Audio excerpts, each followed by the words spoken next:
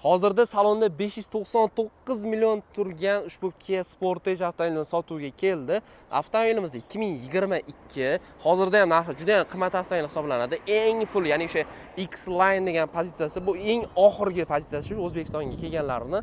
Xo'p, mashinamizda ko'rayotgan bo'lsangiz, holati tiniq, hech qayerda kraskasi yo'q. Bemalol tekshirib turaversin, ustaligi bo'lsa deb egalari aytibdilar. Yana avtomobilning probegi eng qiziq joyi.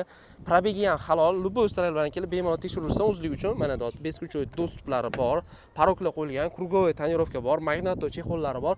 18700 kilometr mashinamizni bosib o'tgan, shaybali, sidinlar isitadi, sovutadi, 360 gradus kamera, parktronik datchiklar, xullas panorama tomli shu eng full pozitsiyasi hisoblanadi. Ya'ni O'zbekistonga kelgan eng fulli.